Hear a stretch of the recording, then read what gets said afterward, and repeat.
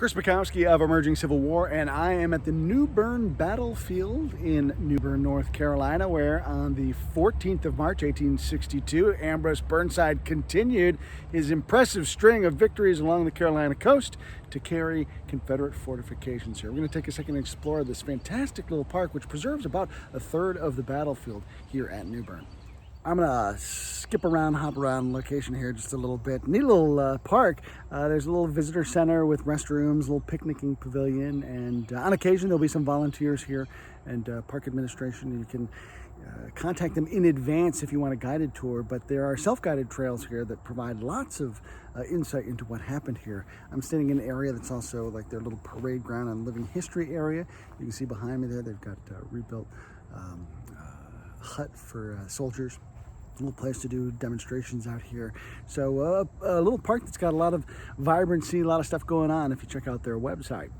If we hop across the parking lot from where we were just standing, there's this great orientation sign that talks about what's within the park, what the park rules are, and I think a really important line here says that this park contains original earthworks and it preserves ground where men died fighting for what they believed in. And I think that that's a really important kind of overall concept to remember, that it's hallowed ground here.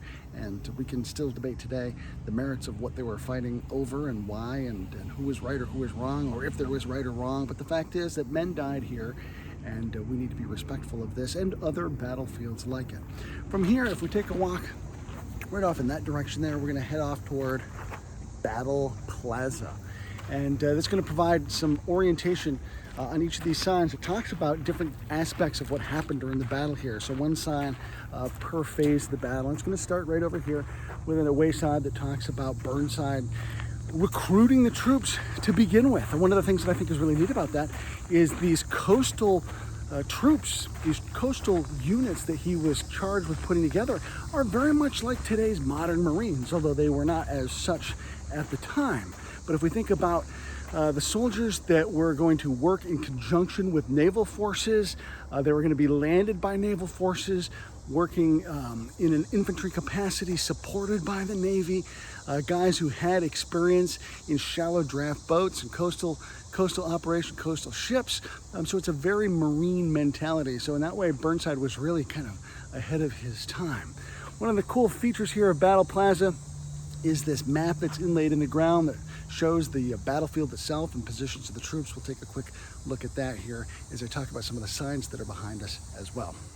Let me hop behind the camera for a second, so my vocal quality will be just a little bit different here. You are here, not where that dead leaf is, but where the star is. There are some redans shaped like an upside-down J to the left, and some big wide amphitheater-looking redans there. We'll go walk out and see those in a second. But here we can see the Bullen Branch, and there are other redans and Confederate fortifications along those areas. And essentially what the Confederates did was created this long position here that then terminated along the Neuse River at Fort Thompson. So this was their main fortification, and you can see that they've got troops that are occupying that. And then here in this V, which then curves back on itself or refuses itself back on itself along the railroad, and there's a brickyard, and there are going to be some North Carolina militia stationed there, and that's going to be kind of a key aspect of the point here. Now, initially Confederates dammed up this swampy area to make it impassable, but as soon as the Confederate commander here, Branch, finds out that Burnside is coming, he's going to then occupy these fingers of land to make it more difficult for the Federals to move through here. So originally he thought this was just going to have to be his line, but then this becomes an important part of it as well. Burnside is going to approach from the north, coming down in that direction. Jesse Reno coming this way, and he's going to then extend over this way and kind of look to attack this way.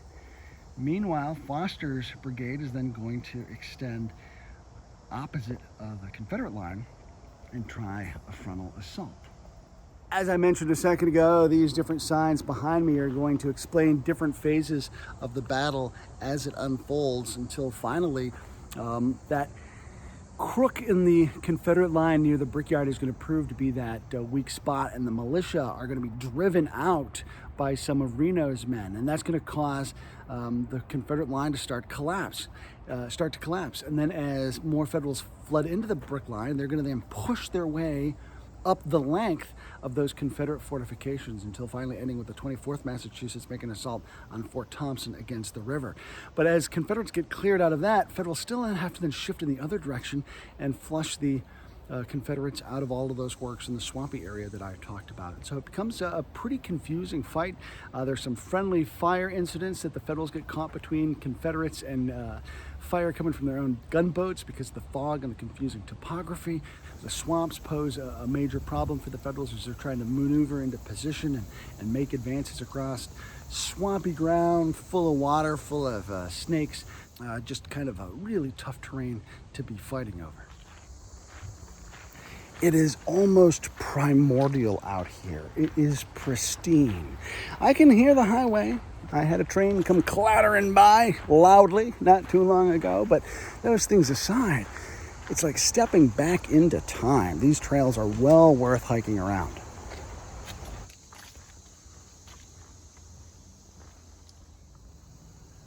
The works out here are incredible, well-preserved, pristine condition, and pretty neat to think that this is relatively early in the war. We tend to think of these sorts of fortifications as being 1864 or later, but these are just great fortifications.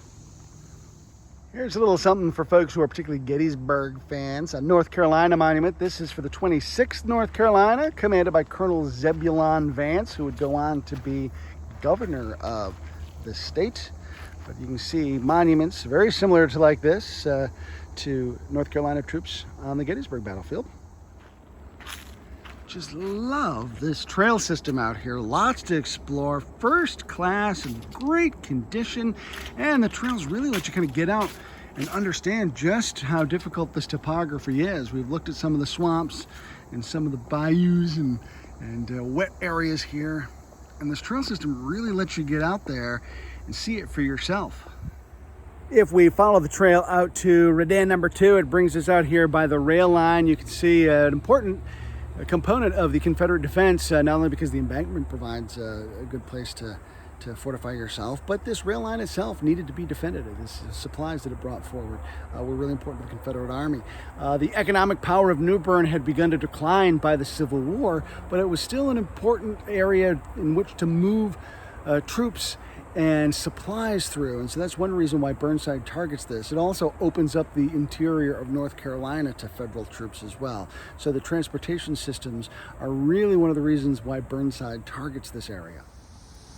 When you come out here to Redan number 2, you can see where Charles Clark breaks through, coming across the swampy area into this Brickyard, which is across the railroad tracks just up in that direction a little bit.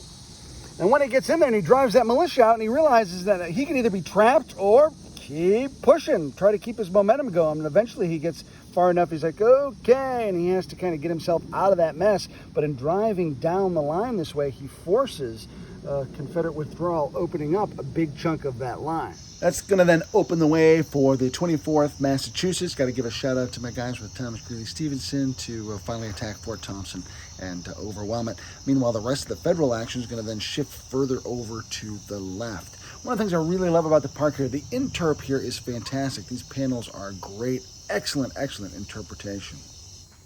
Perhaps the most amusing is this big old aluminum sign with a big caption that says this map is self-explanatory. And then there's a caption that says some of the other things that you can see in this area instead. Great little park, really glad I stopped. Lots to explore here, lots of great history, first class stuff. Definitely worth making a stop at the Bern Battlefield in New Bern, North Carolina. For Emerging Civil War, I'm Chris Mackowski.